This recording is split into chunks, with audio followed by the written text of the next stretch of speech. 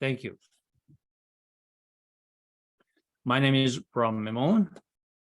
I'm the club founder, currently the club president, and today the sergeant at arms, and also a speaker today in the meeting.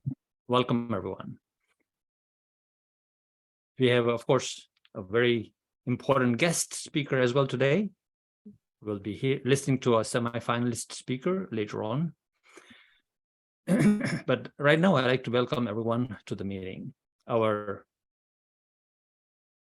Toastmaster for the day today is going to be Marianna, Burka, who is the current Vice President of Education in Leadership Speak. She's also a member of several other clubs. Her home club is Honeymoon Toastmasters Club, where she is the president of that club. She is concurrently doing 2 DTMs at the same time. Ladies and gentlemen, please put your hands together to welcome Marianna Burka. Good morning. Thank you. Thank you very much, Brahm. And good morning, good afternoon. Welcome, everyone. We have a busy meeting today, but there is some agenda adjustment will come because I got some last minute cancellation like half an hour ago. So one of our speakers might not present a speech today, and I do not see him.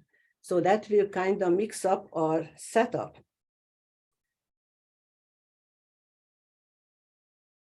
But today is all about practicing, because leaders have to practice.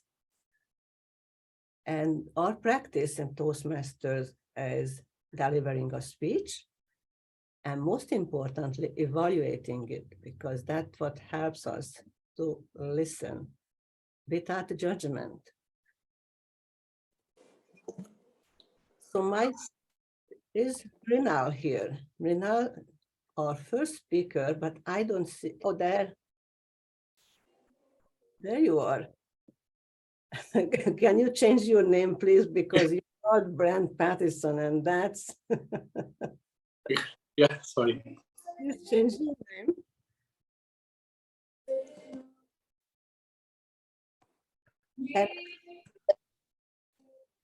And today, because the attendance is in a mixed up, I will, please watch that, listen, I will give the evaluator's name as I'm announcing the speakers.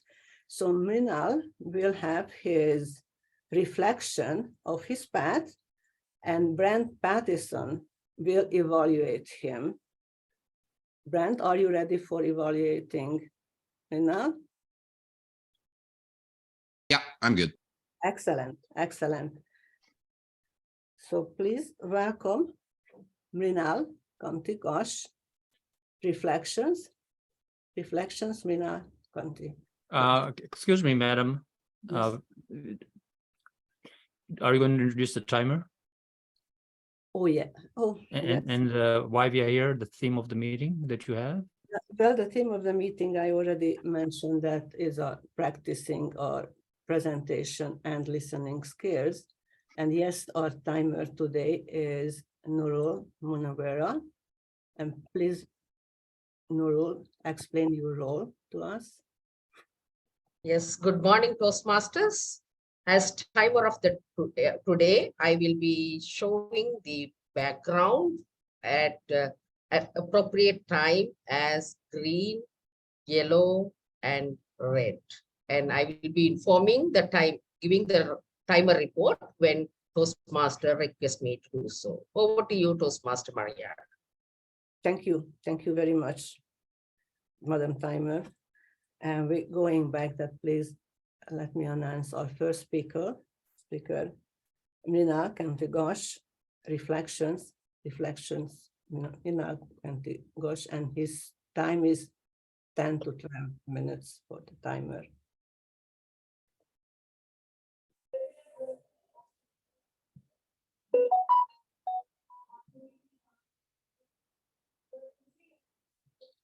Am I audible?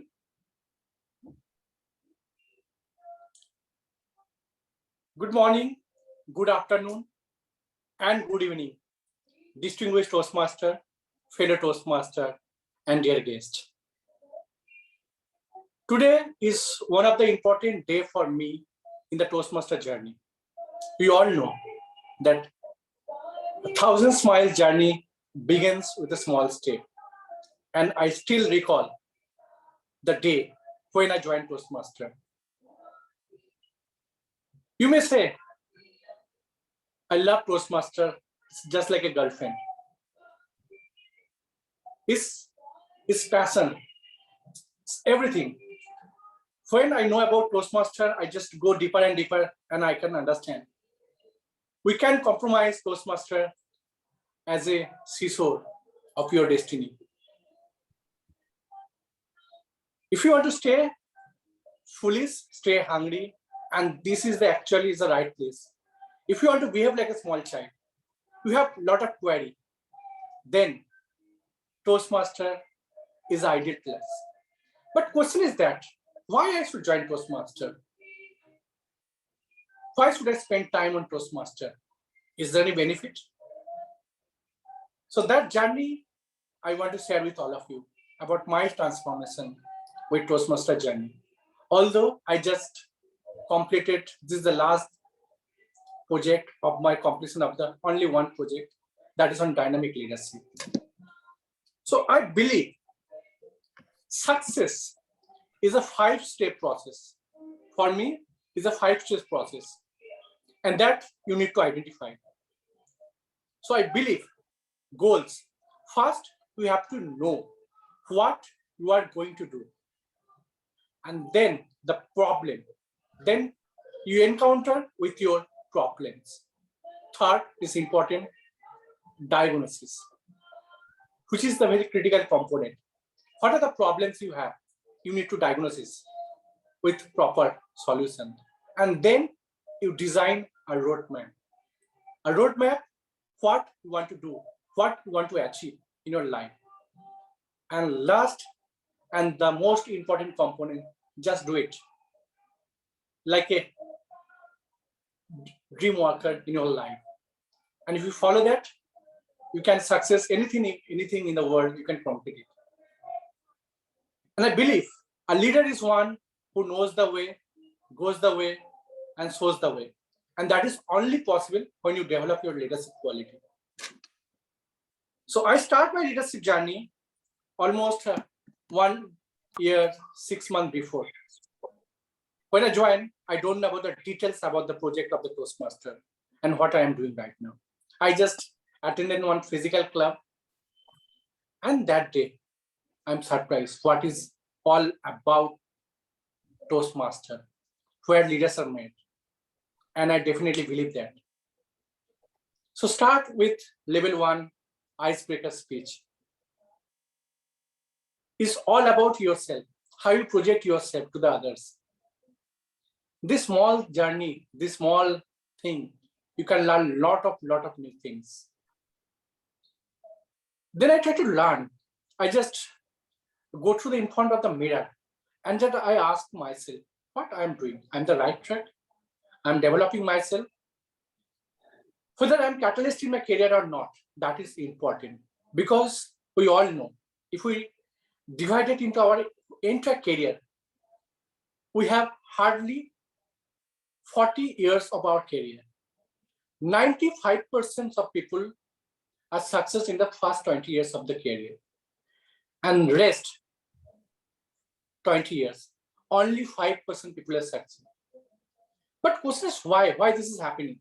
Why people are more success in their first stage of life, but later of the stage, a very few people are success, because that you need a 360-degree development of yourself. Each day, earn your each day, you build your leadership quality. So this is very much important.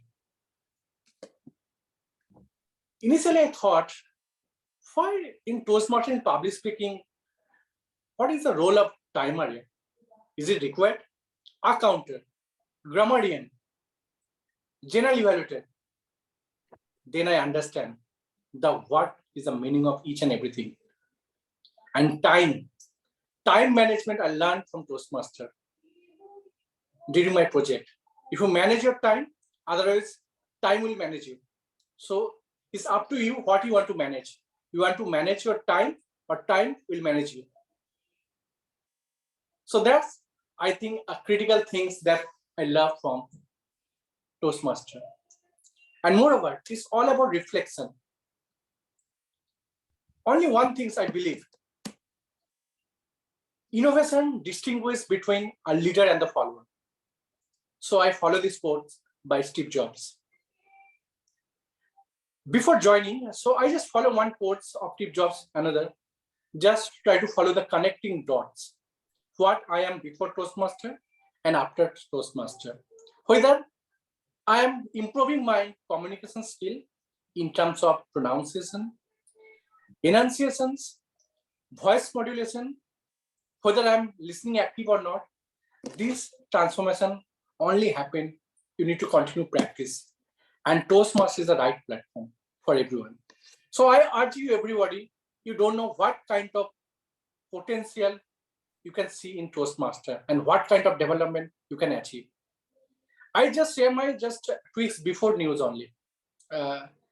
So in the internal, there's interview is going on. So I'm attending the interview. So I thought that I'm not in the interview. I'm attending one storytelling, or it's just like a Toastmaster meeting, normal discussions. And this is faith, this trust, this confidence possible because of regular practice. Here we have lot of leaders. Just we need to follow, and we learn a lot of new things from each one of them, starting from Brahm. We are in the online platform, and online platform is very monotonous for most of club. And success of any online club, success rate is very, very rare. But see about Leadership Speak. It's one of the best club in District 86. And I'm sure this will be the one of the best club in the global. So that is possible because of a lot of things. Even I'm talking about in this week only. I'll just connect it.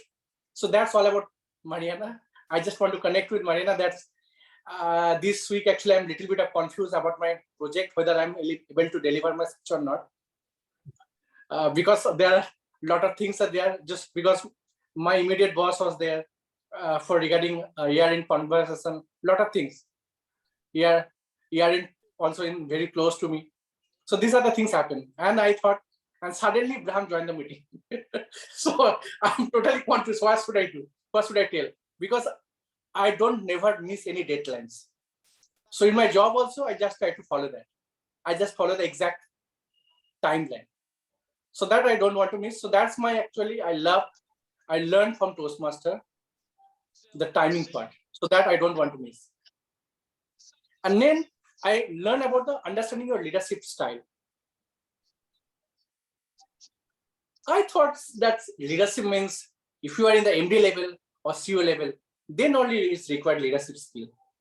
But I'm definitely wrong. Then when I go through the project details, then I thought I'm totally wrong about my conceptions. Leadership styles or leadership already started development from the childhood onwards. But what are the things you need to develop? You need to be proper structural rule you need to follow.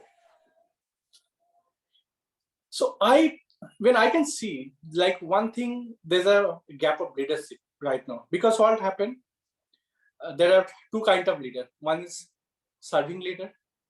So if you talk about how many type of leadership are there, is very, very, very, very difficult to say.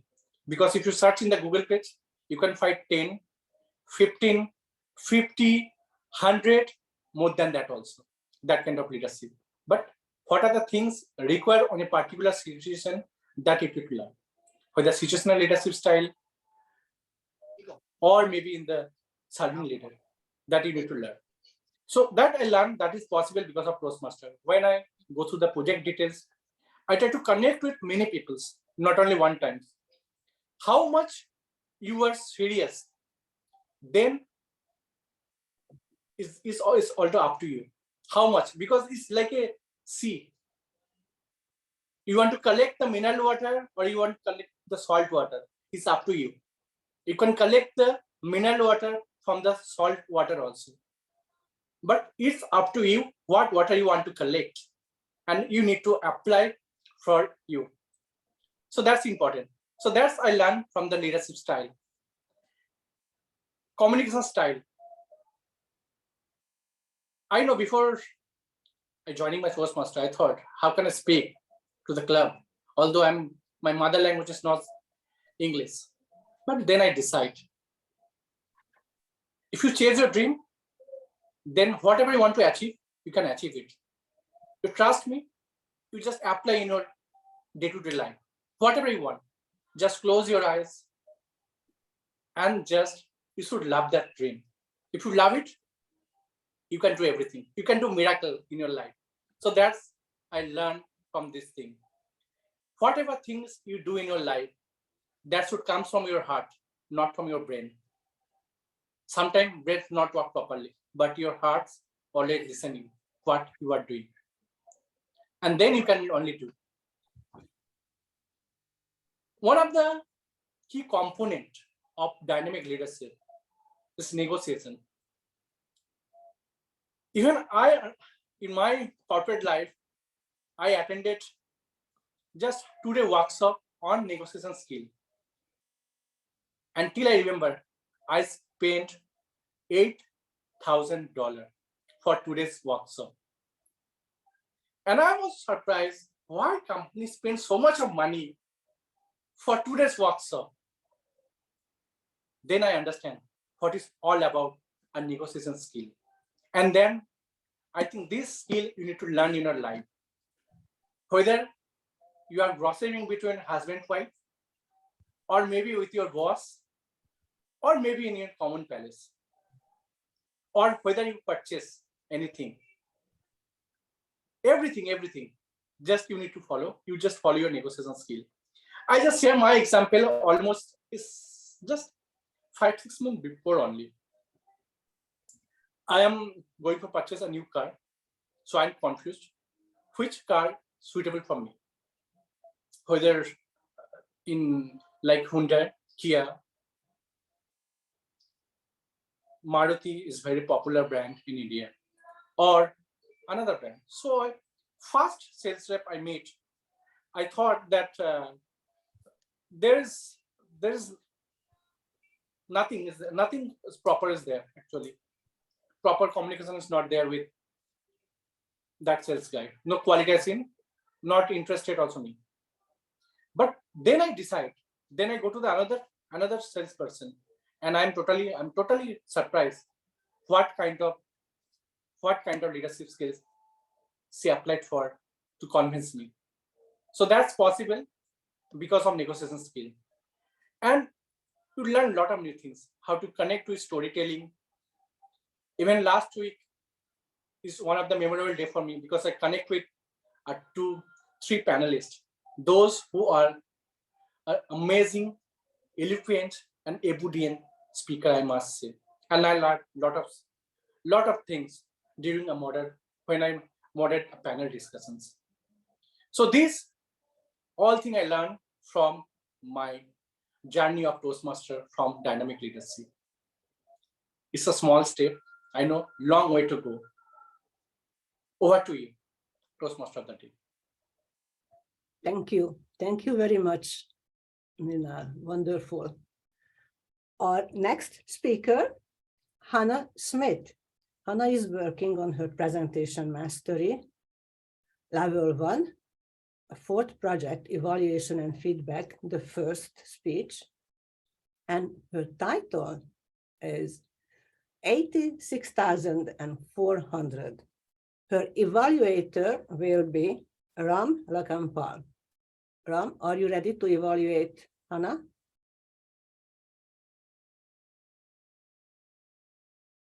Ram?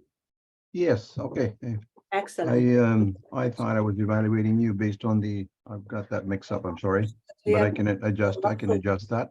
Last minute changes, so Yes. that's why I make sure that everybody knows. So please welcome Hannah Schmidt, 86,400. 86,400, Hannah Schmidt.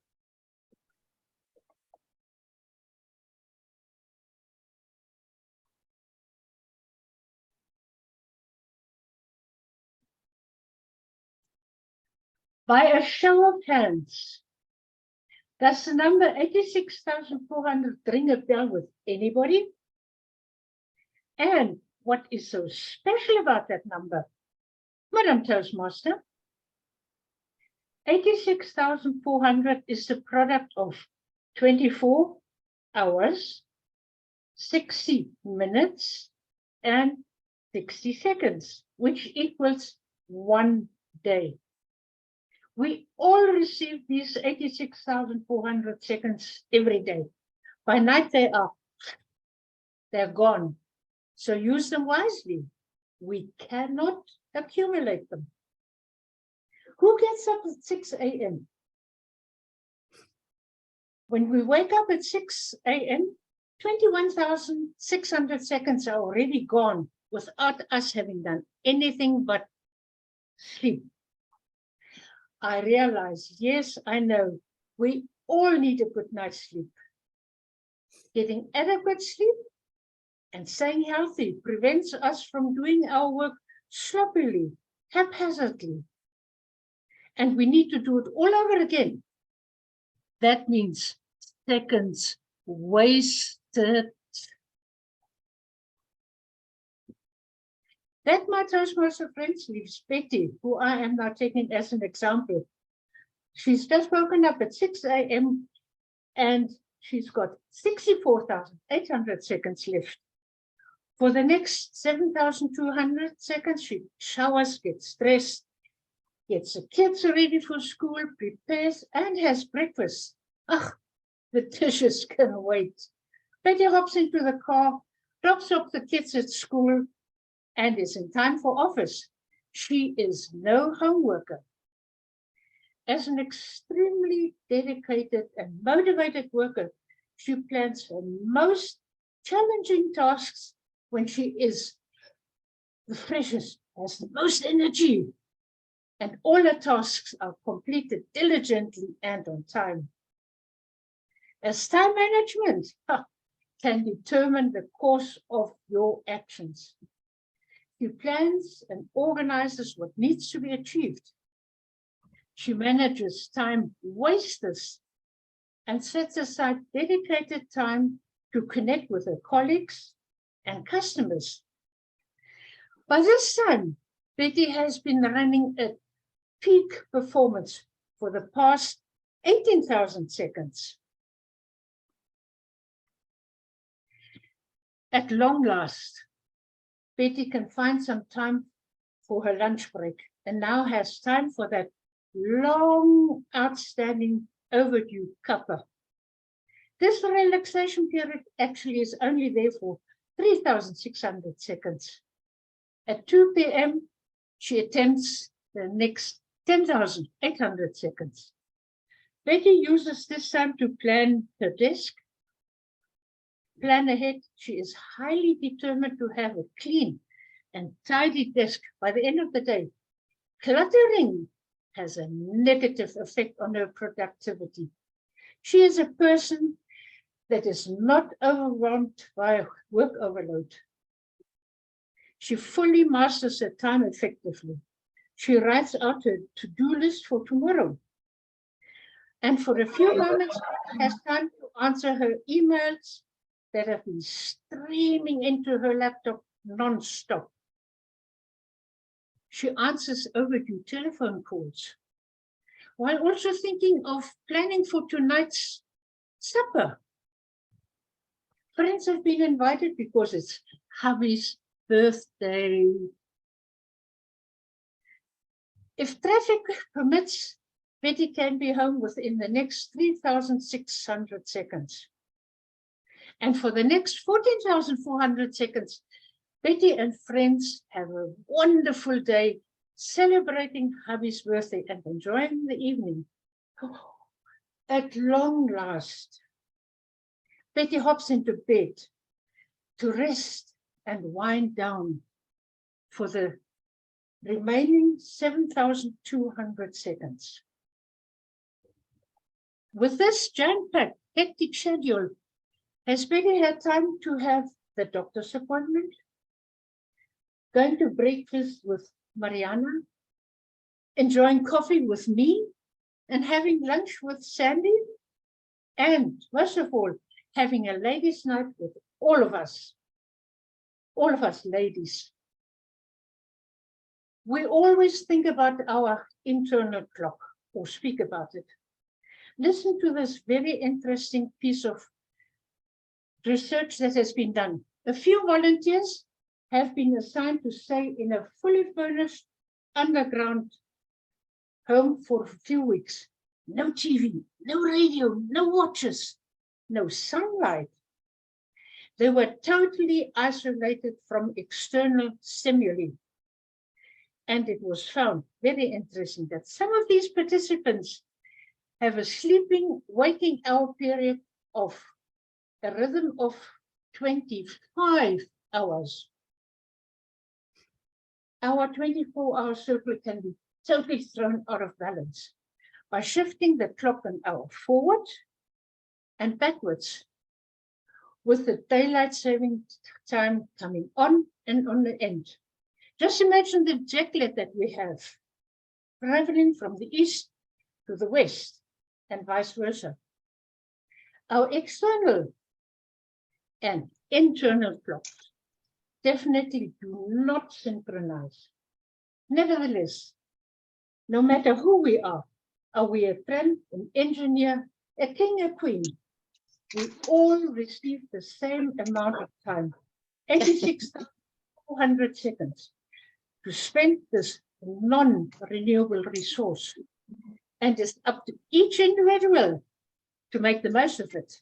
Time is nothing that can be replaced. Once it's gone forever. Have you used 1 second today to smile? Madam Toastmaster. Thank you very much, Hannah. I have to ask if Sudarshan arrived in the room. Esmont. Panayolua. Sudarshan isn't in the meeting. He is not. And then Molimwe. we are going to a next speaker, which accidentally is myself. Would you please make sure? Bulbalas. Hold a second. Could I ask Bernadette to please mute herself? Omancho nonya. Pakotori. Espare. All right, go ahead. Thank you very much. So our next speaker is myself.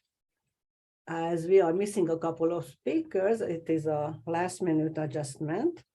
And this will be my icebreaker from persuasive influence, 4 to 6 minutes for the timer. And the title is, This Is Me.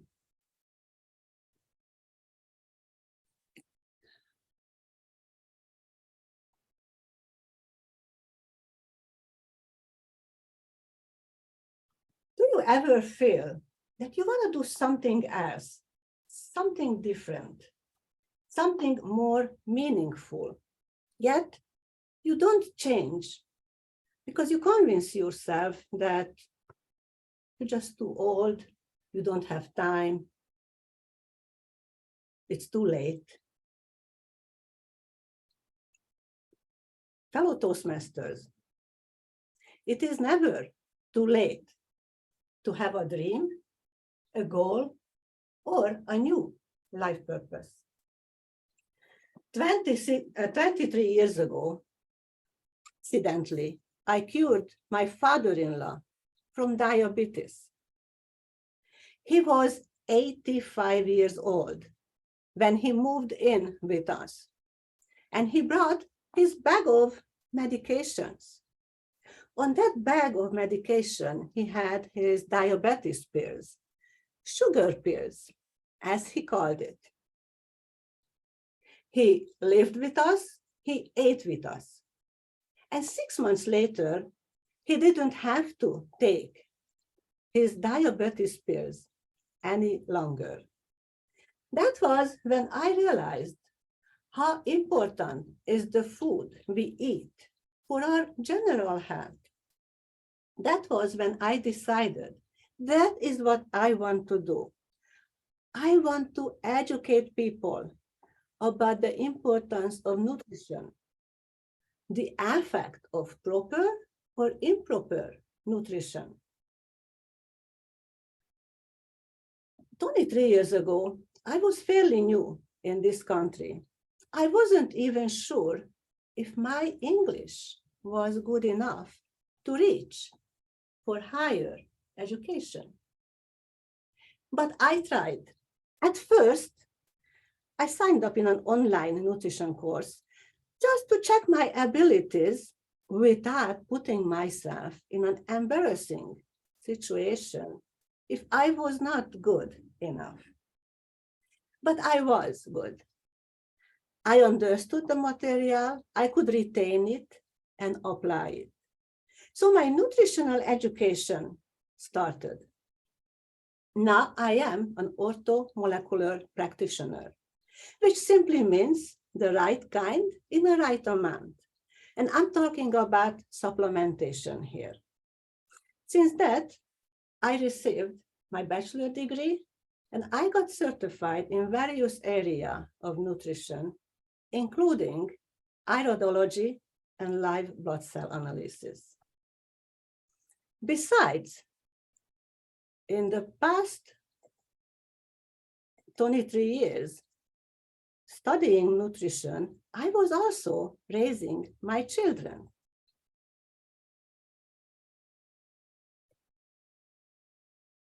Victoria, she's 24 years old. She moved out a few years ago. She's an independent young lady. And she would do anything for her horse. Diamond, she's 17. She's just finished high school and started her university studies. She wants to be a neuroscientist and she loves her colors. Though the mother's duty is never over, but now I don't have to look after my children on a daily basis. Now it's my time to have a dream or a goal. I am a late bloomer. I realized my life purpose in my 30s. I gave birth in my 40s. And I got my bachelor degree in my 50s. And here I am. In the past 20 years, I also realized that one-on-one consultation, the floor in my office is not big enough for me to have an impact. I need a bigger floor. I need a bigger stage. But there is only one problem with that. I am an introvert. Now, when I meet with a problem, I don't turn and run. I look at my problem from all sides to figure it out. How can I solve it? And my personality trait problem, I solved by joining Toastmasters. So I can gain self-confidence. I can practice speaking and presenting. My next goal in life is to have a TEDx talk on my 60th birthday.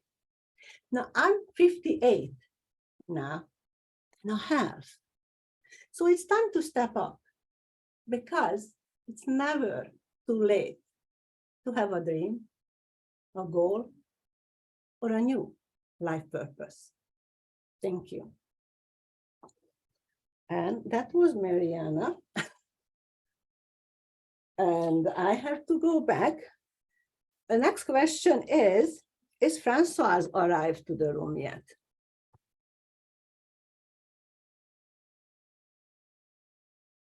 Hi, you not seeing me?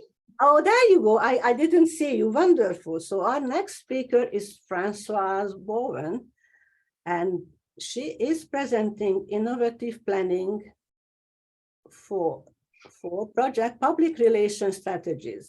Her timing is 5 to 7 minutes, and her evaluator will be Rosie Rana. And the title, her speech is The Recap. So please welcome Francois Bowen, the recap. The recap, Francois Bowen.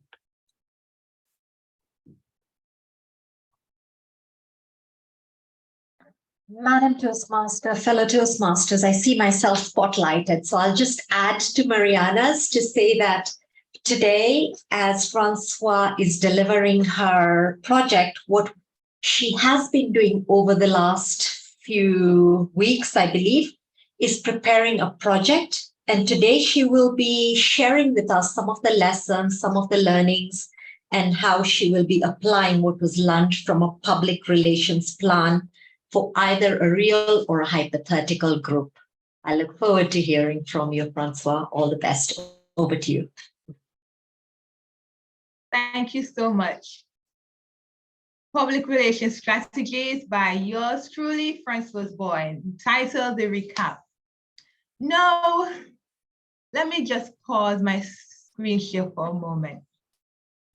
How many of you in this room, given a load of marketing and you feel like, oh, what did I get myself into? Anybody in this room, you're like, what on earth did I sign up for? Yes, I see Marcus shaking his head and laughing.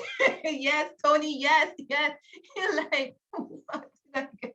So this is exactly how I felt. I wanted to take off this wig. What was I? But the public relations strategy is something that has actually taught me so much the value of getting information out there. And the recap, the Antigua Toastmasters Club, which I am president of, we celebrated our 10th anniversary. And obviously we needed to have a strategy. I needed to have a strategy as the club president. So the core focus of my strategy, obviously, is the purpose. The purpose is the celebration of the Antigua Toastmasters Club 10th anniversary. My team, the media, who are we going to go to? Who, like, okay, we need to ensure that we get the persons in and the results. I'm going to share the aftermath.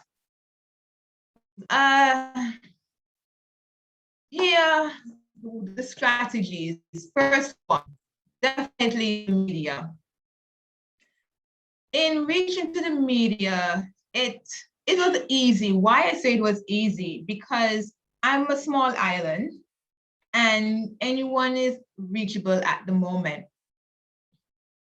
In getting to the media houses, first one, you've seen a snippet of the news media of Antigua Newsroom, and we sent an article, which I did. I sent an article to them about our anniversary, and in it, I've shared the 10 past presidents of the club. Wondering why is that so important? The strategy behind of that is today, many persons are of the view that no one cannot fill a role of a presidency. So sharing from the beginning of the club journey until the present, which is yours humbly, it actually gave a lot of persons aha and insight that if persons can fill roles like this, so can I. The strategy as well to behind of it is to let the audience aware that Antigua Toastmasters Club is not a club that just arrives overnight.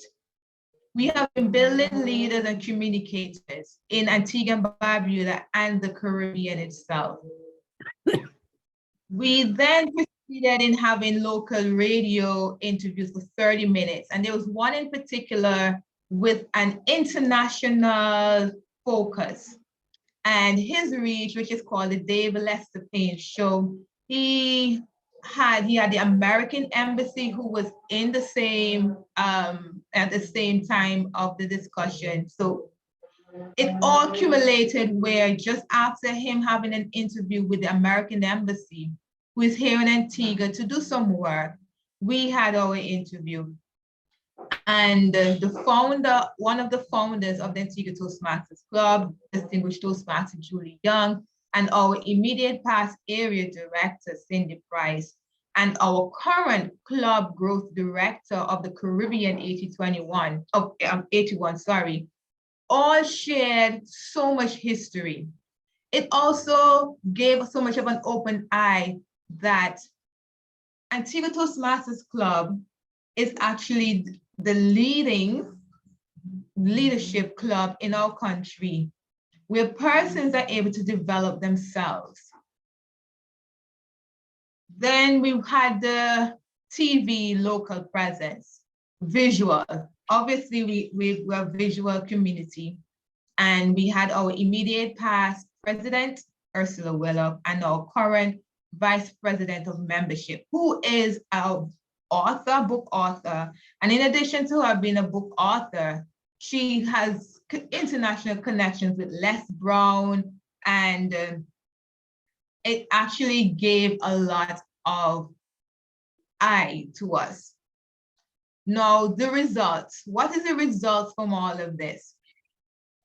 The results I can say is we had persons who actually sent information requesting, how can we get our youth involved with Toastmasters? There was a person who was interested in having a group of young people to gain more.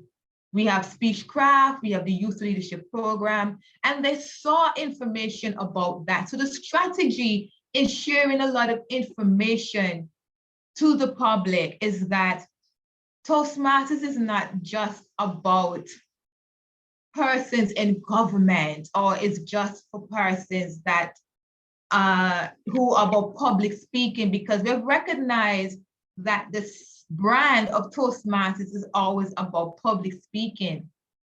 But Toastmasters is not about public speaking, because even as a customer service, it is speaking. You're answering your phone. Everything you're doing is called communication. So my strategy in sharing the past, the present, has actually gained a lot of feedback. We now achieved our 9 out of 10 DCP goals. And I'm really happy for that. My encouragement to all of us in sharing our public relations, in our marketing, let us not just focus on the individual, or it's about the founder only. Let us share the past and the present and what we want for the future, because that way you will gain the momentum in gaining persons present and future into Toastmasters. So that was my strategy behind all of what I completed, and I'm really happy for the results thus far. Thank you, and back over to you, to our Toastmaster of the day, Marianna. Thank you very much. Wonderful. Thank you, Francoise. Our next speaker will be another icebreaker from one of our new members, Sandra Valks. She's working on the presentation mastery pathway, and her evaluator is Hannah Schmidt. Oh. Hannah, are you ready for evaluating Sandra? Excellent. So please welcome Sandra. Yes. Yes, Madam Toastmaster. Excellent. Please welcome Sandra Valks. Let me introduce myself. Sandra Valks. Good morning from Canada, and good evening wherever you are. Good afternoon. It is such a delight to be here, and let me entertain you. let me introduce myself. I am a little farm girl from a small community here in Ontario. And as all little farm girls, I was very naive and innocent. Same today. Usual feelings of being too small, being unworthy, worrying about measuring up, and what would others think of me? Well, fast forward till I got married, and guess what? Nothing had changed. I still looked really strong because I was on stage when I was 5. So I learned to put a mask on my face, and I always had the smile. So this smile has always been there. But at one time, it was often behind a mask, and other times just from my heart, and nobody knew the difference. Then I had also laughter. I went to a healing weekend one time, and the guide at the end said, as you're going around to all the other people, ask them about your laughter. I said, really? Yes, and when you go home, you write about your laughter. You write to your laughter. What are you about? Well, as I went around the little group, I found out that some said, oh, when you're laughing, yeah, sometimes it's just like sarcasm and we can feel that you're behind your mask. Yeah. And other times when you laugh, it just bubbles up from your toenails right up and just isn't contagious. And that was an aha for me to think about the different kinds of laughter. That was when I was introduced to the hidden hurt in behind. So that's one of the many. I've gone pink over this, but anyhow, yes, this personal growth stuff has been a passion of mine all my life.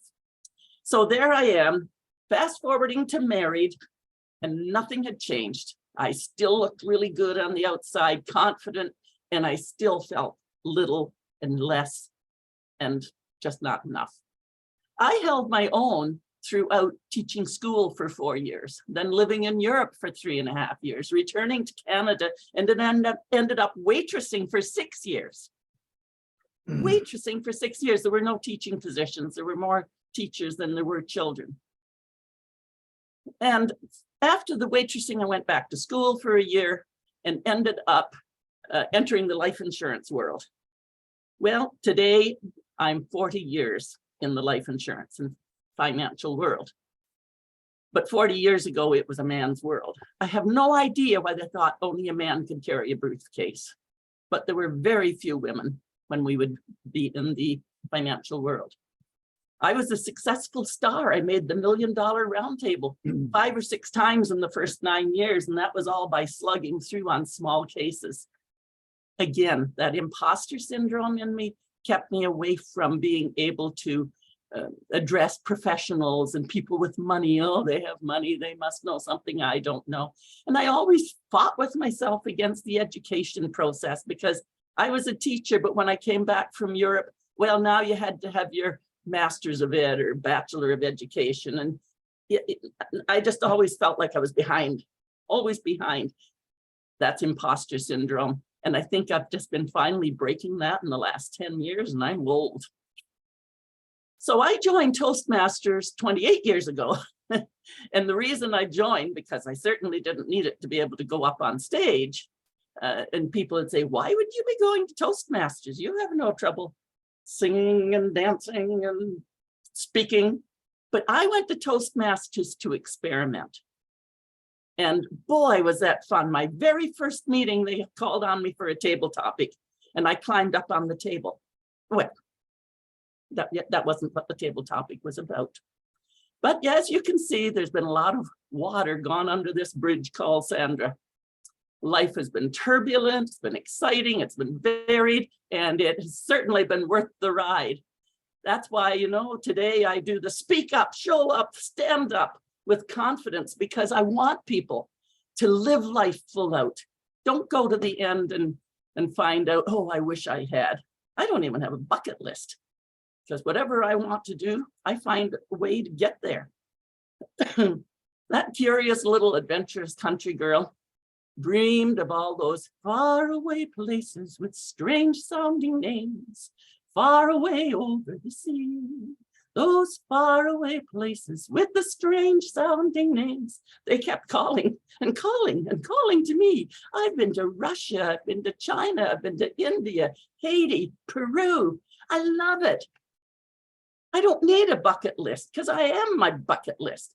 And I have friends at almost every port. I have really lived full out, and I am been leading myself without even realizing that's what I was doing sometimes. But self-leadership to me is the freedom to be yourself, the responsibility to live and to love. So I can initiate conversation wherever I go and help people shift their mindset. That's what I call mind shift. That's my delight. So being my own leader, yes. Why on earth would I come to Leadership Speak? It's global. Shocking, but it's global. So of course, here I am, Madam Toastmaster. Yes, we are global, and here we stay. Thank you very much, Sandra. And our next speaker now, our fearless president, Brahm Memone. He is presenting a speech from Strategic Relationship Level 3, Connect with Storytelling. Time is 5 to 7 minutes. And his evaluator is Tony Bracic. Tony, are you ready to evaluate Brahm? Excellent, thank you very much. So please welcome Brahm Memone. What are you building at Leadership Speak? What are you building at Leadership Speak? Brahm Memone. Hello, everyone. Let me tell you a little story. The story time. Back in the days in England, now when I say back in the days in England, I meant 1,000 years ago. They used to build a lot of cathedrals. And one of the most famous cathedrals in England is the York Minster Cathedral in York. Amazing cathedral, if you've ever seen the pictures. It has stood the time for 1,000 years and still there, and it's going to be there for perhaps another 1,000 years. Imagine. Nowadays, we make huge buildings that don't last 100 years. Now, when they were building the cathedrals in those days, it took them not 1 year, 2 years, 5 years, not 10 years, not 50 years, not 100 years. The York Minster Cathedral took 250 years to build. You're right. Yeah, you heard that right. 250 years to build the cathedral. Oh my God, you say, who was the architect? Did he live that long? No, he didn't. Did the people who started building the cathedral day one, did they live for 250 years? They didn't. What they did was they left a legacy. They built the foundation, and upon the foundation, some more stones were put, and then some more. So here's the story then. One day, a horseman was passing through York. 11th century, they were building this huge cathedral. And he was passing, on his horse. He looked down at one of the stonemasons. Now, in those days, there were stonemasons, chipping away the stone and then making sure that they fitted in where they were supposed to fit in. And so he asked the very first stonemason, my good man, what are you up to over there? And the stonemason, without even looking up, is chipping away at his stone. He said, go away. Can't you see I'm busy? I have to cut this stone, make sure that it's the right size, the right shape. I'm under pressure, and I have to make sure that it goes and fits in the right place. Otherwise, I'll be out of a job. And then I will have nothing to feed my family, and I have to feed my family today. So please leave. I have no time for you. I'm very busy. So the horseman goes riding, and looks at another stonemason just close by. He's again chipping away the stones. He says, hello, my good man, what are you doing over there? And the stonemason looks up and says, oh, hello, sir. Good day to you. He says, I'm chipping this stone. And I've been chipping these stones for a while, and I'm sure that I will make about 10 stones today, perhaps. And I know how many I'm going to do over this week. I hope to be able to be here next week, and this stone will go in certain different positions. Oh, okay. All right. Thank you. The horseman rides further on, and there's this other guy chipping away at the stones. The all three stonemasons doing the same work. And says, "My good man, what are you doing over here?" And the guy dusts off his hands, brushes off his clothes, stands up and shakes his hand and says, "Hello, sir. How are you doing there? You know, I'm not a stonemason. I'm building a cathedral." He said, "You're doing the same thing as everyone else. How come you're building a cathedral and they were just chipping stones over there?" Well, he says, "Sir, my grandfather and my great-grandfather were at this cathedral building it, and they were chipping the stones the way exactly I am. And I learned from them. And I know exactly where all these stones are going to go. I'm going to perhaps cut 10, 15, 20 stones today. And I know the plan, and I've looked at what the architect did 100 years ago, and I know where it's going to go 150 years ago. I may never live to see the cathedral, but I'm building something here. I'm building a legacy. I'm building a foundation. I'm not a stonemason. I'm a builder. I'm building cathedrals." Now, see the difference between the three stonemasons. One was very busy and just operationally minded. As far as he could do the couple of stones a day and have them, he was all right. He was looking at life through being very busy. The second, well, he had a little bit more foresight, a bit more strategic in thinking. However, the third stonemason had a vision for his life. Even though he was still cutting the same stones, he knew where the stones were going. He knew what the plan was, where it's going to go in 100 years, where it can come from. He knew the whole history. And he was building a legacy. Now, in my 26 years in Toastmasters, I've met all these three types of Toastmasters. I've met Toastmasters who've always been very, very busy. They prepared their speeches the day before or during that particular day that they were delivering the speeches. They were very busy. Sometimes you wonder why, people join Toastmasters.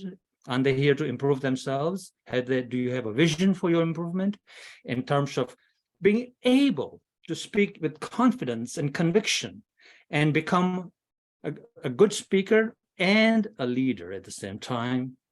So if that's the vision that you have, then you are the third stonemason. And I know Sandra is listening intently because I think she is the third stonemason, right, Sandra, from her speech that she just delivered. You see, at Toastmasters, you cannot afford to be the first stonemason, neither the second stonemason, but you have to understand that you're here for your education and for your growth and for your development, especially at Leadership Speak. What are you building at Leadership Speak?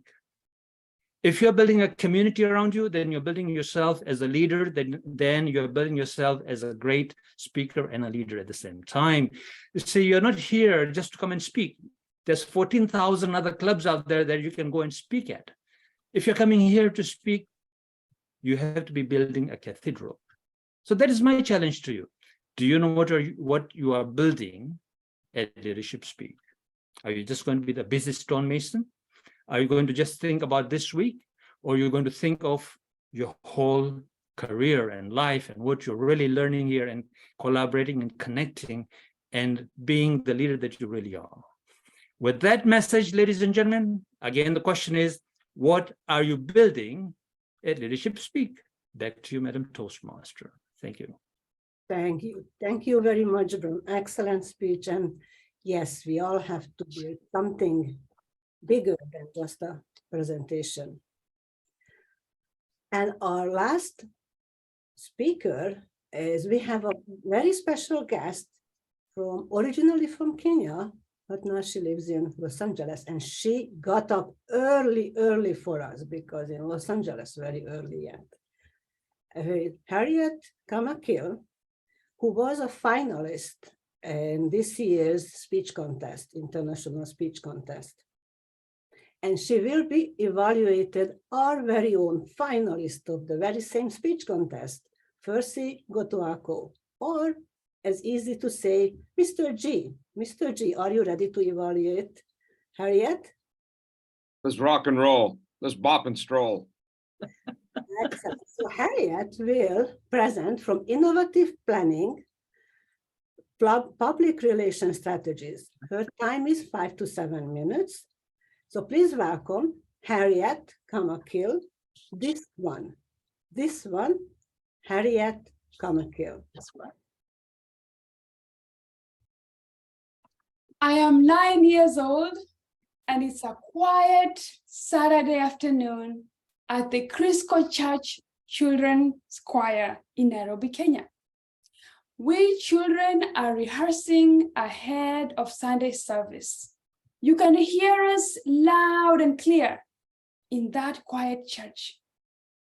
Suddenly, the choir master says, I want everybody to stop. She points at me and says, who you? Who you? This one in Swahili. I want this one to sing that chorus again. Everybody else, be quiet. I start to sing that chorus, but she stops me mid-song. She says, I knew it. I knew it. This one is tone deaf. And just like that, this one is no longer part of the Crisco Church Children's Choir. Fellow Toastmasters and guests, I can laugh about it now, but can you imagine the effect that kind of action can have on the mind of a child? I go on to 5th grade, and this time we are getting ready for the annual Parents' Day celebration. If you grew up in Kenya, you know all about this day. It is usually marked by a dance that is done by us kids. My childhood best friend Bayasi says to me, Harriet, make sure to smile as you dance. That's what the dance instructor wants us to do. There's only one problem. I am so hungry. I haven't eaten anything since this morning when I had a piece of ugali. In the American South, it's known as grits. A piece of ugali, a cup of black tea, no sugar. This was at 6 in the morning and now it's 3 p.m. I am so hungry, I couldn't afford lunch. My mouth is so dry, my tongue is so dry. But still, I try to smile as I dance. But suddenly I feel somebody pulling me back.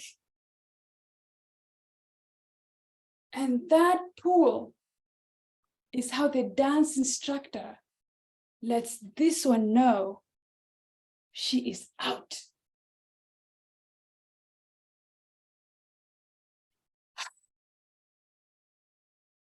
By the time I go to 6th grade, my self-esteem is dwindled quite a bit. Our teacher says, write an essay on the day you will never forget. I decide to write from the perspective of a young girl from Japan who has survived the Hiroshima bombing. A week later, the teacher hands back the papers. All the kids are excited, looking at the day, reliving the day they'll never forget, looking at their grade. When this one gets her paper back, it says in big red ink, you missed the point completely. This one doesn't even get a grade. So when I walk into high school, my self-esteem has dwindled down even further. But still, I pour myself into my reading. I pour myself into my writing. And then I meet my Peace Corps teacher, Mrs. Kim Shumlansky from Minnesota. She encourages me with my writing, and she even walks over to the principal's office and she says, this one needs to take part in the essay writing contest organized by the United Nations on saving the ozone layer. I'm a little bit intimidated about putting myself out there, as you can imagine, but I give it my best shot. And to my delight, I win first place. Finally, a break. And I go over to the United Nations in Gigiri and I get my award. Even after high school, I remember the encouragement from Mrs. Shumlansky, and I decide to take part in yet another contest. This time is organized by the Kenya National Olympic Committee on what else but what can Kenya do to win more gold medals? I give it my best shot, and guess what? The first time wasn't a fluke. I won first place again. And I got to represent Kenya at the Sydney 2000 Olympic Youth Camp, the first person in my family ever to get on a plane. Sure, this one never became a singer. This one never became a dancer. In your life's journey to find out what your calling is, fellow Toastmasters, you can be met by so much doubt, so much negativity. Occasionally, you might find a cheerleader, such as Mrs. Kim Shumlansky. But most of the time, that cheerleader has to be you. Maybe you know someone who has given up on their life's calling, their life's goal, because of something negative that has been said to them by their teacher, their partner, their parent, their sibling, the list goes on and on and on. Won't you join me today to remind them that the key to their life's journey is being held by no one else but who you? This one. Toastmaster of the day. Wow, thank you. Thank you very much, Harriet. Wonderful. Lots of information I learned about you today. And with this, we finished our speaking portion of the meeting. I would like to ask our timer for her timer's report.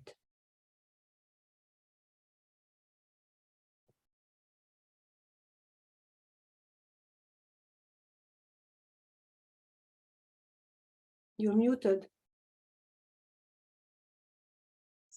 Yes, Marianna.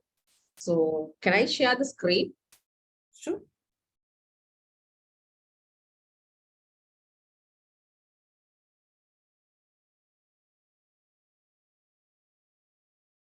Yes, you can.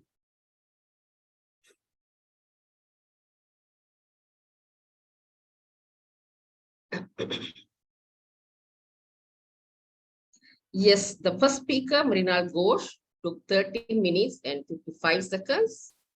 Second speaker, Hannah Schmidt, took 7 minutes and 11 seconds. Third speaker, Marianna Burka, took 5 minutes and 51 seconds. Francoise took 7 minutes and 27 seconds. Sandra took 6 minutes and 14 seconds. Brahm took 7 minutes sharp. And Harriet took 6 minutes and 51 seconds. This is my timer report for the speakers. Over to you, Toastmaster Marianna. Thank you. Thank you very much, Madam Timer.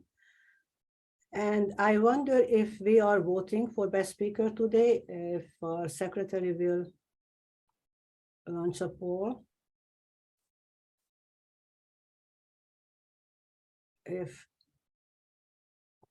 And that said, we are taking a 5 minutes break. Please, Madam Timer, let us know when the 5 minutes is up, and we are back for the second half of our meeting.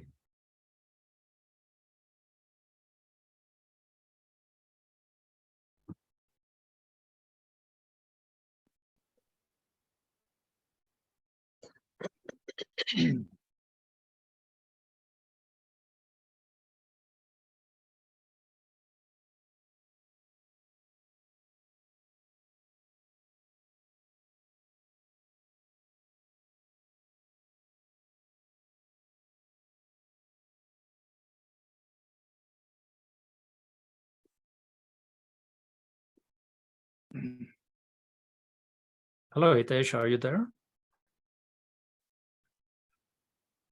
Yes, I'm here. How are you doing? Okay, I'm half asleep right now. Harriet, Hitesh is another fellow Kenyan. Jambo, salama, Asante sana, habari yako? zuri sana. Great Asante. speech, well done, excellent. Thank you so much. I really appreciate that.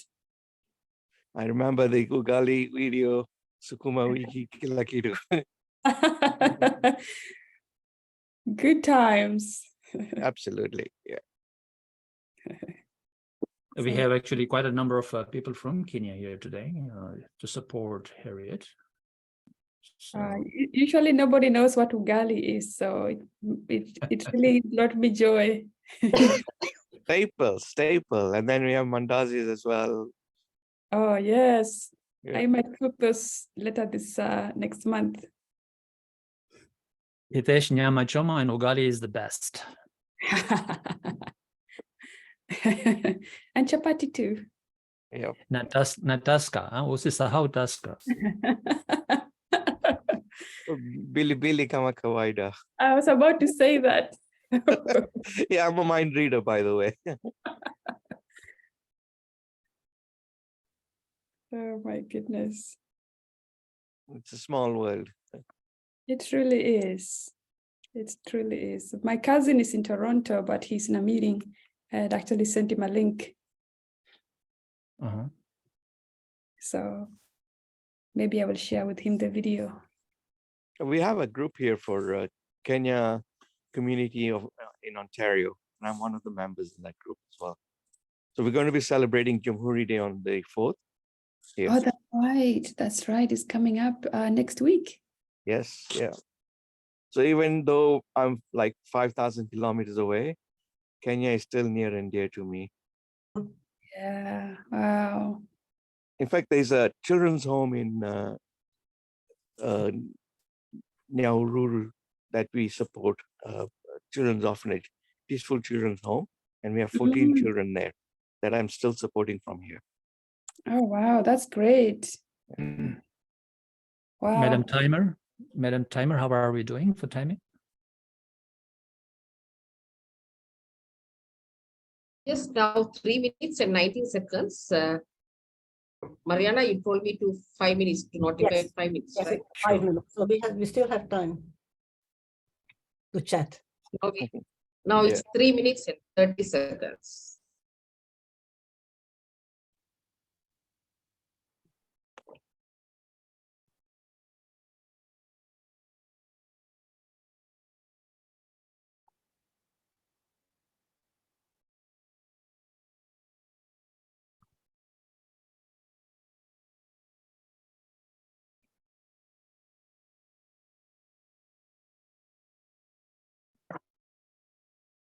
So I'm here just after final 3 divisions contest today. We had out of, we have 11 divisions. Out of 11, we had the last 3 division speech contest, humorous speech and evaluation contest. So it was 9 hours. We started early morning, 8 o'clock, and we went on till 5 p.m.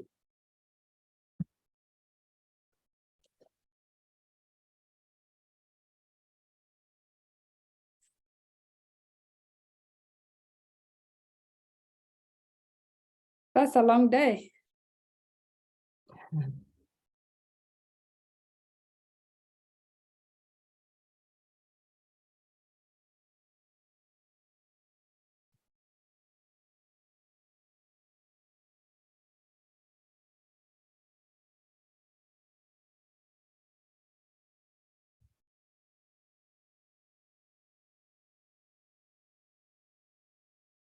All right, time is up, Mr. Sergeant at Arm. Yes, Toastmaster, it's 5 minutes. You can go ahead, start. So welcome back, everyone. And we are doing a second half of the meeting, which is the evaluation part. And I would like to introduce our general evaluator today, Brent Pattison. Please welcome Brent.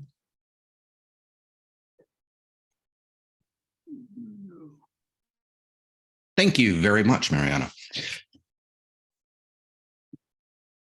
What an exciting start to a morning with a series of fantastic speeches to get us all motivated here on, well, maybe it's a Saturday evening and not a Saturday morning for some of you, but nevertheless, what a great way to spend time together here at Leadership Speak. To kick us off, we're going to start with some evaluations of those speeches as not just your general evaluator today, but also your first evaluator. I'm going to jump into my evaluation of Mrinal Ghosh's speech today. First off, I just want to start by saying, without a doubt, my favorite part of Mrinal's reflection on his Toastmaster journey and his pathway is the guy's infectious smile. Throughout the entire duration of the speech, regardless of what Mrinal was reflecting on as part of his pathway here at Toastmasters, this smile is persistent, present, and infectious, more infectious than a viral cold going through a kindergarten class. He just makes you happy while you're listening to him because of his engaging, natural, and consistent and persistent smile. And I can't tell you how much of a difference that makes to an effective presentation, to really just make that natural and create an engaging capability of connecting with your audience by something as simple as remembering to smile effectively. And Mrinal is an expert at this. What I felt Mrinal could have improved upon, and some of my ideas as far as how this speech could be improved. Pacing and enunciation. Specifically, I noticed a number of words in Mrinal's speech. Usually multi-syllable words like connecting or developing, storytelling, or even when referencing our host's name, Marianna. Mrinal has a tendency to compress the words. So connecting becomes connecting. Developing becomes developing. Storytelling becomes storytelling. Instead, what I might suggest is slowing it down, enunciating each syllable of those words so that connecting becomes connecting, developing, storytelling. The part of Mrinal's speech that I thought was most inspirational is he brought a lot of fantastic inspirational ideas. Success being a 5-step process. Leaders knowing the way, showing the way, going the way. Manage your time or time will manage you. And I thought that these were all very inspirational reflections on his pathways journey. To challenge you in your next speech, Mrinal, though, I would have preferred if we had picked something as your purpose of this speech. What was the inspiration that you wanted to bring to your audience in your reflection of your journey? Start with that in your opening. What is it that you want us to take away from this speech? What was the real purpose of it? And then support it with all of the evidence that you brought and reflection on your journey. It was fantastic. But then close with that same inspiration. What did you want us to take away from it? What are you inspiring us as a call to action based on your journey in your pathway here at Toastmasters? If you bring in that opening and closing with all of your strong motivational and inspirational content, I think it would have had a more lasting and effective appeal. Nevertheless, the smile is infectious. The ideas are inspirational. And I look forward to your next speech here at Leadership Speak. Thank you very much, Mrinal. Next up, I'd actually like to now introduce our next evaluator. And I apologize. I do not have my agenda right in front of me, which is shameful. But if you give me one moment. Next up, I'd like to introduce Hannah, who will be evaluating, or Ram, who will be evaluating Hannah's speech. Ram? Mr. GE, fellow Toastmasters from around the globe. What a pleasure in listening to Hannah. Hannah, a great storyteller in our midst. You did well there, girl. A definite attention grabber. Not only Mrinal's smile, but Hannah, Nimbira's smile, your trademark. Will you sell me some of those cheeky smiles? I never seem to get it. I just need to work on it. But maybe you can sell me some. It'd be great. You made the immediate connectivity when the number 86,400, that brave one's attention. What is this 86,400 all about?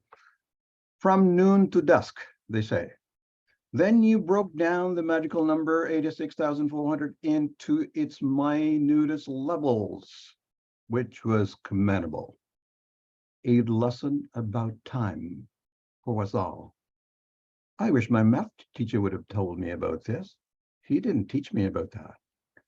Now, moving forward, what could potentially take Hannah to the next level? Two things. To the international contest level, perhaps? Time is precious. My recommendation. Toastmaster meetings start and ends on time. And another quote you could use this here in the time situation would be, for time wasted is life wasted. So remember that. You can add this repertoire to your speech, because I'm sure you could use this speech again because it's a trademark, a very good one. And the other thing I would recommend for you would be the 3 Ps that I often talk about. And what are those 3 Ps? First is pause. Pause. Powerful. Very powerful. I was intrigued by the manner in which the traveling train came to a dead stop. Then something happened. Romancing with words, playing with words, and going up and down, pausing where appropriate. And the second is the pitch. Go up and down and you will get more attention. You got attention about the number, but you need to get a little bit more. People looking. What is it? The pitch. The second thing will be pitch. But the third, I thought you did very well, which was pace. Your pacing is timely. But if you were to combine all these threes, those people at the international level or very, very high level will pay attention to Hannah's speech. Overall, if I were to grade it, that was something worthy for me to get up at early in the morning, to be here, to evaluate a speaker rather, in a speech such as this. Thank you, Hannah. Back to you, Mr. GE.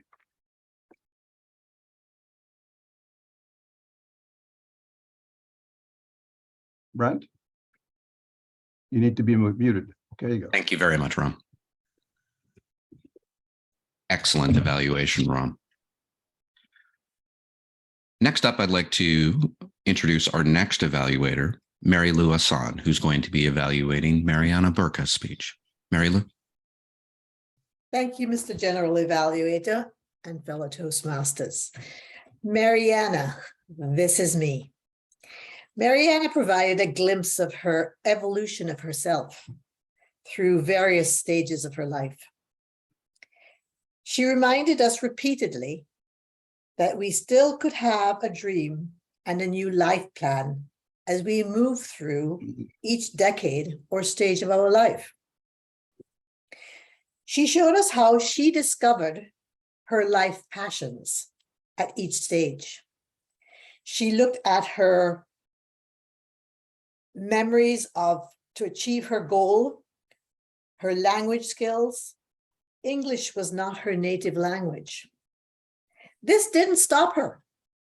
She moved ahead by taking an online course and taking baby steps to discovering whether she could truly do it.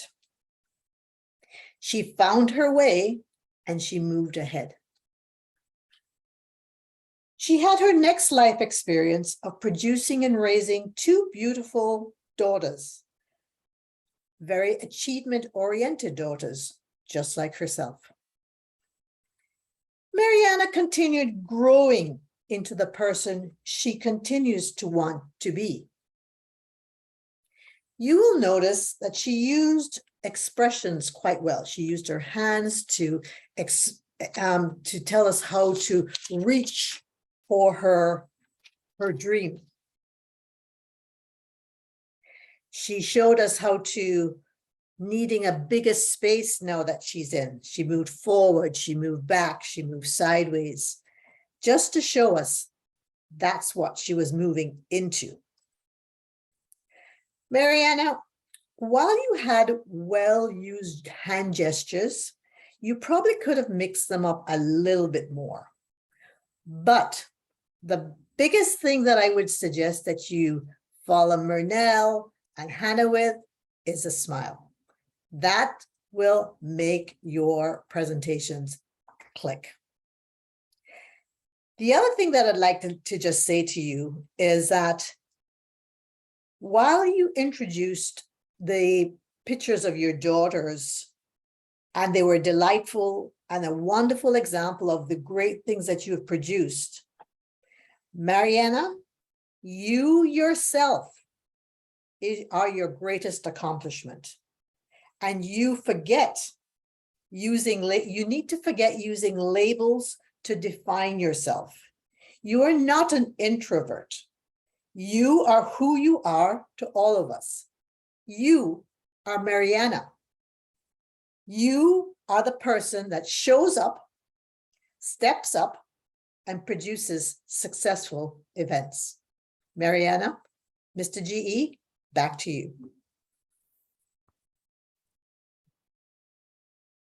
Thank you very, very much, Mary Lou. I really like when evaluations end with inspiration for the speaker, and that was very well done. Thank you. Next up, I'd like to introduce Rosie Rana. Rosie's going to be evaluating Francoise Bowen's speech. Rosie? Great. Thank you, Mr. General Evaluator.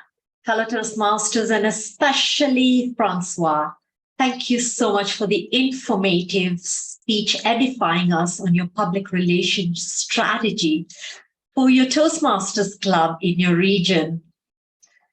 And I loved how you began by being very, very clear on the goal. Many times public relations strategies can be not as well defined, but it was very clear you wanted to change a mindset, the mindset that Toastmasters is only about public speaking. You wanted to make sure that this organization gives skills that are way, way, way more valuable than simply just public speaking. And you did that very well. You started off on a solid footing. And I love that expressive, energetic opening when you engaged us with that rhetoric question.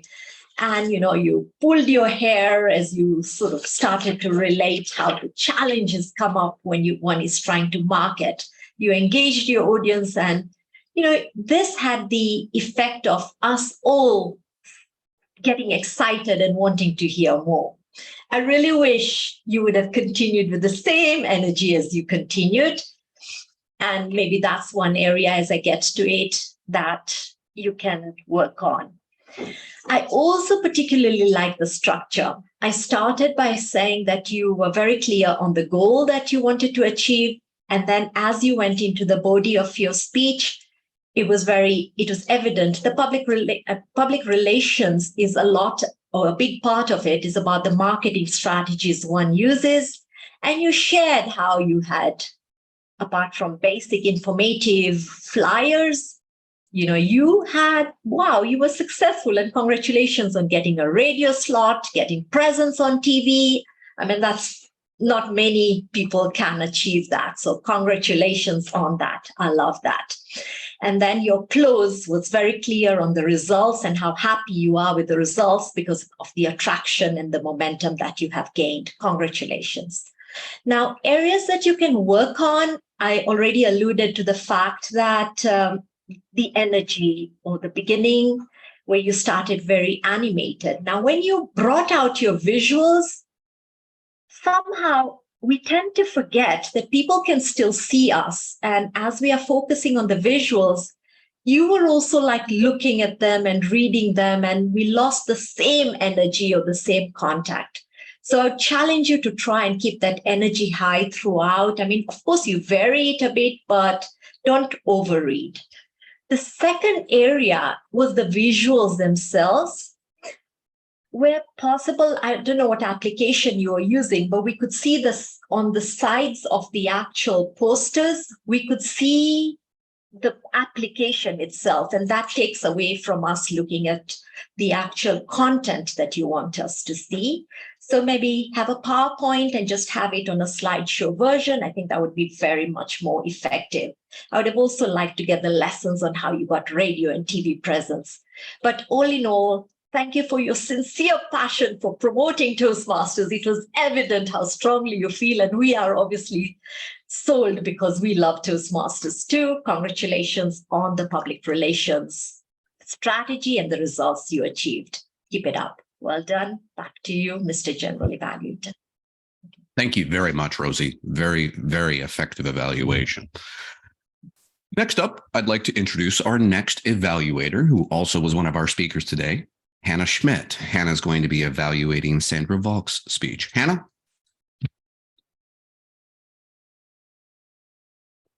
Thank you very much, Mr. General Evaluator. Toastmasters and Sandra. This little girl, or this little farm girl, has definitely, from years gone by, has definitely matured into a great speaker. Let me introduce myself.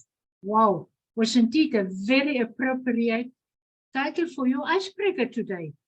You opened your message with a smile. You must have listened to my advice, as you have used many of my 86,400 seconds to smile. Your facial expressions and eye contact were definitely something to focus on because I looked at you, I watched you all the time. Your vocal variety made it interesting to listen to you and conveyed your emotions to the listener. You mentioned that you always felt left behind. Why that? Have you moved forward? That's the thing. Joint leadership, you have joint leadership. And you have mentioned that you had a turbulent life. Show a bit more with your gestures. How turbulent was it? Just tell us about it and show your emotions. Challenge yourself also with your hand gestures because they convey the emotions of your speech. But this time I could only see a little bit, not all of them. You looked relaxed. Try and use a bit more of your screen. You were in one point of the screen all the time. Use the whole thing. One piece of advice, try and change your background. Have a natural background, a clear background. Thank you for singing about your faraway places and that you have landed at leadership speak, as leadership speak is global. Mr. General Evaluator. Thank you very, very much, Hannah. And again, I have to emphasize, it makes it so much easier to receive feedback from somebody who's smiling so effectively as you are. Well done. Next up, I'd like to introduce our next evaluator, Tony Bradish, who's going to be evaluating Brahm Memone's speech. Tony, stage is yours. Thank you, GE and fellow Toastmasters. Do you remember what Brahm spoke about? His title was, "What are you building at Leadership Speak?" And I'm sure you remember what he spoke about. and I'll just briefly review it. 3 stonemasons. The first fellow, he's in it to get a paycheck. Second stonemason, he's enthusiastic. He likes chipping stones and, being busy. And the third fellow, building a legacy. And that was a great story because the intent was to apply it to what you and I are building at Leadership Speak. And if you were like me, you're thinking, well, am I like the first person, sometimes or all the time? Likely not, because you would not be a member of Leadership Speak. Do we enjoy what we're doing? Like a second Mason? Absolutely. And you can tell just from this meeting. And the third thing is, are we aware of what we are doing for ourselves and for Leadership Speak? And I'm pretty sure we're aware of what we're doing for the club. But are we aware of what we're doing for ourselves? And that's something only you and I can answer. And I think we're obligated to give that answer to Brahm. An idea for improvement. Everything was fine. It was really good. The vocals, as always. Clarity, as always. And yes, you were aware of our presence. You were looking right in the camera, and I felt you were looking right into my eyeballs. I did not want to look away from the screen because I think you would have noticed. Tony's not looking at the screen. That's your awareness that I felt. My idea is, hey, if you had a photograph of a guy chipping away at a stone, then a photograph of a cathedral, that would have brought things into perspective. And Brahm, that's something, I know I'm reaching, but I think that's important because it's tough to critique anything else you did. But what I really liked, Brahm, was that the message was about you. Us, but you used the word you. It was not about you, Brahm. It was about us. And he made me and the others think, what are we, you building at Leadership Speak? And Brahm, I will give you my answer soon. Thank you, GE. Thank you very, very much, Tony. Well done, sir. By the way, I really like the use of repeated questions to your audience in your evaluation. I think it's an effective way to really draw us in, and exceptionally well done. Our last evaluator for today is Fersi Gotwako. Fersi is going to be evaluating Harriet Kamakil's speech. Fersi, the stage is now yours. Thank you, Mr. General Evaluator. Hi, Harriet. How are you? I'm good, thank you. How are you, Fersi? I'm good. I want to congratulate you on what you've done with your speech so far. I'd like to talk to you about a few things, not about the speech, but where you go from here. All right. The first thing I want you to do is to listen to the recording of this evaluation, and don't listen to me, but listen to your voice. If you'll notice the sound of your voice as you just answered me, it's a much deeper and more resonant voice. That's the one we want to listen to.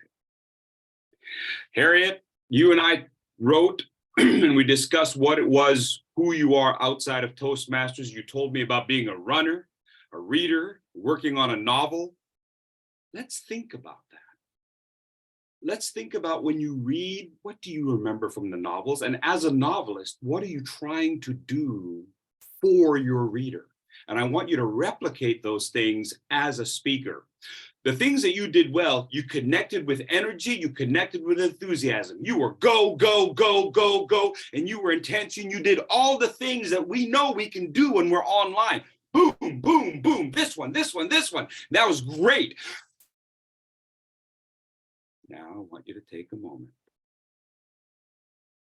And instead of just connecting with energy and enthusiasm, now I want you to connect with your audience with voice, and visuals, sustained gestures. So instead of going boom, boom, boom, instead it's a clear image.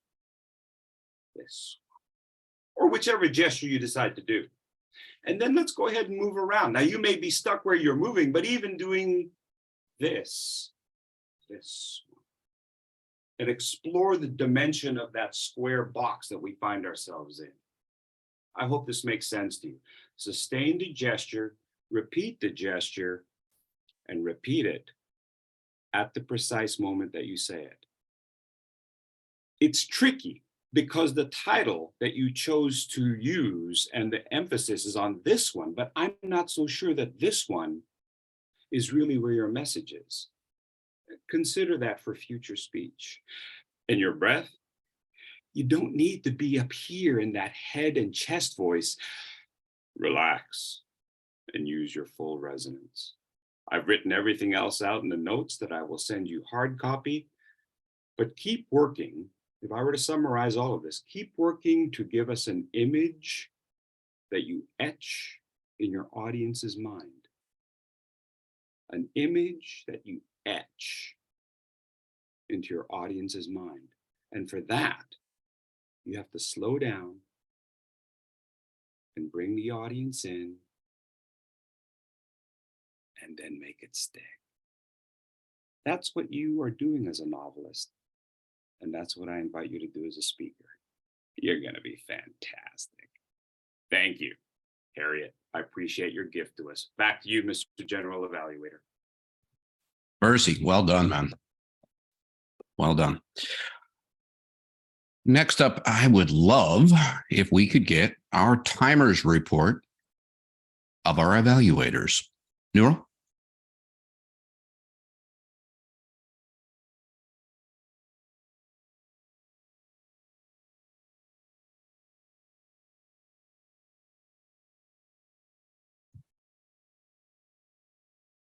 Hey, Neural, I think you're on mute still. We can't hear you.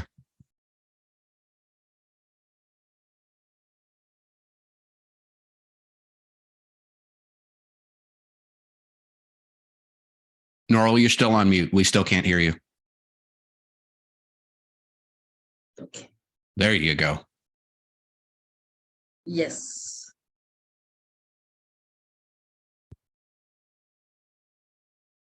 Stage is all yours. Yes. The first speaker, first evaluator, Brahm.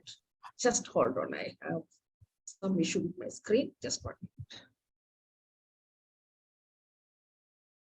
minute.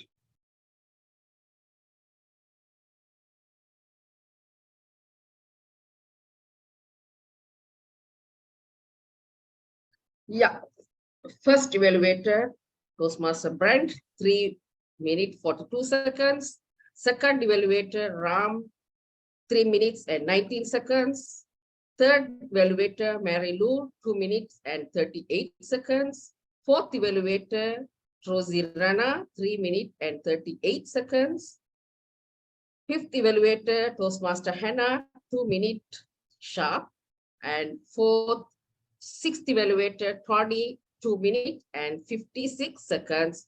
And last evaluator, Percy, 3 minutes and 26 seconds. Back to general evaluator. Thank you very much, Neural. Just to do a quick sanity check with either our Sergeant at Arms or our Toastmaster of the day, are we doing a poll for evaluators? We are not doing a poll today. Okay, I just wanted to validate. Thank you very much, Sure. Brahm. Okay. All right. I guess it's now my turn to provide a general evaluation for today's meeting. I think I'm going to do this in a little bit of reverse order. We had a lot of evaluators today because we had a lot of speeches today, this being a speak-a-thon. So I'm going to provide a quick evaluation for each of our evaluators, and I'm going to be super quick about each one of them. If anyone wants to receive a little bit more detailed feedback, by all means, reach out to me afterwards. Rom, your evaluation is organized. It was on point. You have great pacing, which allows all of us, not just the person you're evaluating, to understand what you're saying. The one thing that I would ask you to try to focus on in improving your delivery, your eye contact with the camera. I see you looking towards the screen or down versus looking at us through the camera lens. Otherwise, summarizing, utilizing the 3 Ps to get the focus on the evaluation, well done. Fantastic. Mary Lou, in your evaluation today, I thought that you did a really good job of demonstrating how well you listened to Marianna's speech. You did a great job of exemplifying things that she did well, like use of the camera stage, of moving forward, moving backward, moving sideways, very specific. The one thing that I would suggest, though, is to improve upon maybe too much emphasis on recapping Marianna's content and use more of the time to provide those opportunities for improvement and suggestions for improvement that would help make Marianna's speeches more effective in the beginning versus just starting with a summary or a recap. It really is an evaluation, not a summation, but the delivery and the specificity as a result of you recapping the content was on point and fantastic. Rosie, really, really good. Your enunciation is fantastic, and cheerful and really on point. And your examples that you utilized for feedback were very specific. If I was to make one improvement, you have a tendency to look at the person who you're speaking to on their screen versus looking into the camera. Just remember that they can't see that you're looking at them on the screen. The only way that they can see you is by making sure that you use that camera lens as your focal point. Hannah, we've already said this how many times today, but your smile is infectious and it makes listening to you so easy. I thought, though, in your feedback, although your feedback was on point and it was all the right things, a little bit more specificity in the examples. Be really specific about what you're referencing and also in how you're making those recommendations to improve, like gestures. Well, what gestures need and how do the speaker going to do that? We can't just say make better gestures. Really emphasize what examples of gestures we could utilize to improve upon speeches in the future. Tony, I already mentioned this before, but your use of questions to your audience in order to create engagement, I've heard you do that in speeches, and I see that you do that well in evaluations, and it's repetitive throughout because it's engaging. By asking your audience questions, you put us on edge and of actually listening to what you're saying, and it makes it all your feedback so much more receptive and easy to listen to. The one suggestion, I always hear this often when we have great, accomplished, experienced speakers come up to the table, and then evaluators say things like, well, you're tough to critique. Don't make excuses, man. You're an experienced evaluator, and there's no such thing as a perfect speech. And there's no reason to use that tough to critique phrase when evaluating an experienced speaker like Brahm. And Fercy, honestly, man, I've never heard an evaluation more personalized. Your engagement level to create that personalization and engagement with the person whom you are evaluating. That's awesome, man. I don't even think I could replicate that. And even I'm going to re-listen to the recording so that I can try to get that sense of engagement. We all know that you're someone who's made it to the final stage of the World Championship of Public Speaking, and it's so evident as to why in the way that you deliver the message in your evaluation. But not only because you're such an accomplished speaker, though, that's not what makes you a great evaluator. It is your attention to detail. It is how specific you are with the examples, how motivational you are in the content that you say, and really emphasizing the important parts and elements of a good speech. You capture it so effectively well. To improve upon your evaluations, I'm going to honestly do exactly what I just critiqued Tony for. I honestly struggled. I thought this was the best evaluation of the day without question because of how effective, how personalized, and how specific it was. Exceptionally well done, Fercy. Well done. As for our meeting as a whole, a few fine points of critique. One, Leadership Speak. We do a great job every week of sending out email reminders to the audience so that everyone has the Zoom link to join. And I think we've become dependent upon having that Zoom link in our inbox because it comes about 15, 20 minutes before the meeting start. It didn't come up today until after the meeting had already started. And I think that may have led for some attendees not attending on time, or maybe not even attending at all. So whoever is the Toastmaster of the day, as well as the Sergeant at Arms of the day, our check needs to ensure that that email reminder has in fact gone out. I thought, of course, Brahm is an experienced master of Zoom, and as Sergeant at Arms was able to help effectively kick our meeting off and did an effective job.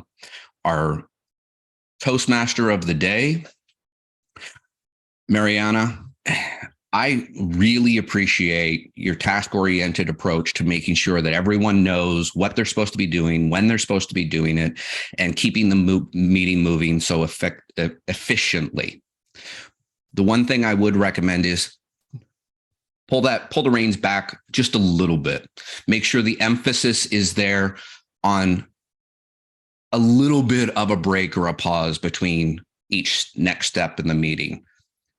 Let's not sacrifice effectiveness of delivery, like making sure that the audience really understood what the purpose and the theme of this meeting was when kicking it off or moving from one speaker to the next. Let's give some real time to breathe after the speech so that we have an opportunity to reflect and really appreciate what the purpose of this meeting is, to hear great speakers and to come together as an audience to get all of that fantastic feedback from all of those fantastic speeches.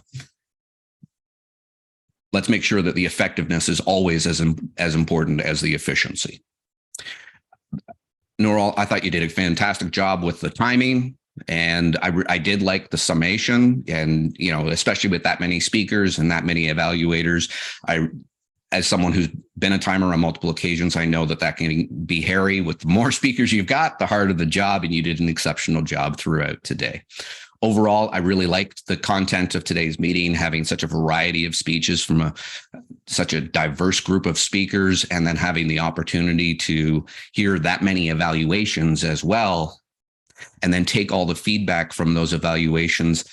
If you took all of the feedback from all of those evaluations of those speeches, you could make a brilliant case study or course of effective speech delivery.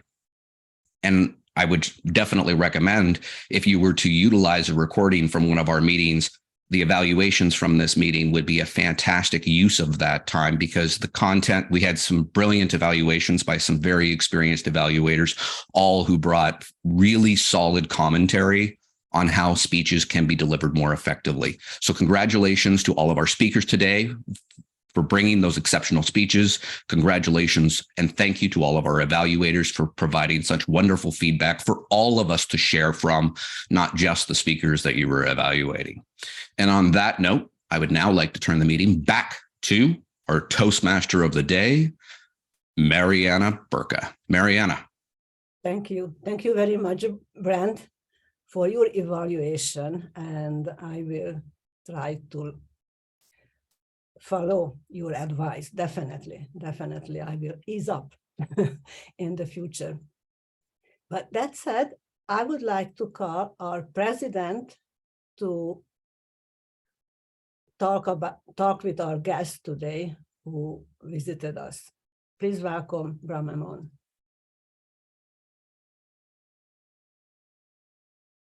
You're muted.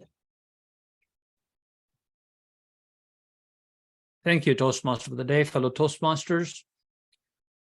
It's been a long meeting. What I mean is we had so many speakers today, and it was great to hear such great speeches. And of course, we're always thankful for our guests to be here. I especially want to thank our guest speaker, world champion of public speaking semi-finalist, Harriet Kamakil, for being here. It was 5:30 in the morning when she logged in. She's in Pacific time. She lives in California. So it was such a pleasure to have her here at such early morning to be here with us and to be able to deliver her speech. I had heard this speech about a month before the convention in Nashville. And then, of course, I heard her at Nashville itself as well. And I was, for me being from Kenya, that was an emotional speech. When she said this one, I know exactly what that really means, how downgrading that can be when they said this one, and out. And I know that it can be very bad for your self-esteem. And it was such a moving speech for me that I had to have her here today. So Harriet, thank you so much. Thank you for being here. Thank you for being so gracious. Thank you for delivering your speech. Looks like you're a great writer. We look forward to your novel and your books that you'll be writing in the future. And we would like to see you on TV and in magazines and newspaper written about. Look at Harriet, where she was this one is now that one. So thank you so much. We would like to have a few last words from you, Harriet. So please enlighten us a little bit. Thank you. Wow. Thank you so much for having me here today. I have learned so much today from this meeting, from the feedback that I received, but also from the feedback that others were given. I want to thank everybody who spoke today because that was a learning opportunity for me. Every single time I join a club meeting, I know how much courage it takes to put yourself out there and to share your story. So I want to thank everyone who did that today. I am not a morning person. So when I was looking at this, I said, oh my goodness, I have to get up at 4 and figure all this thing out. But let me tell you, I am so happy that I joined today. This club is amazing. I've visited many clubs and I just love how everything ran today. I am so happy that I did this. It's one of those things in a year. When a year comes to an end, you think about what I did, what I didn't do. And if I hadn't come here today, I would have missed that great feedback and just a chance to be with each one of you. So I don't want to be too long-winded. I want to say thank you. I hope that you would welcome me back because I would love to visit your club again.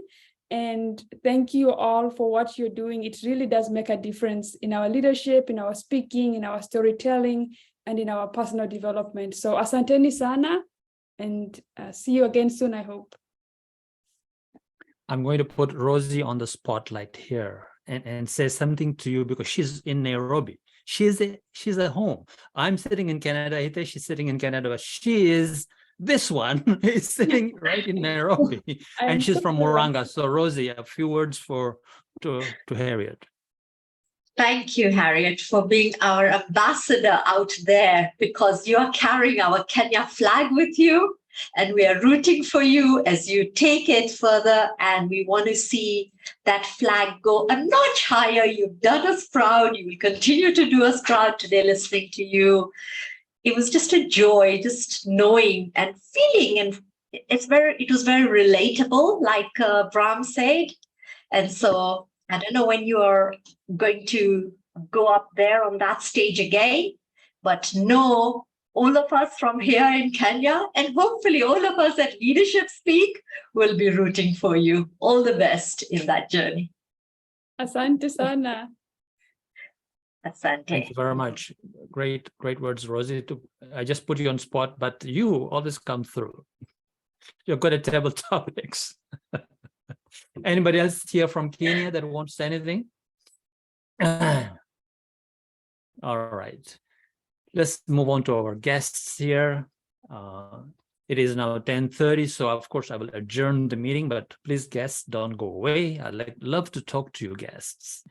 And I'd like to call upon if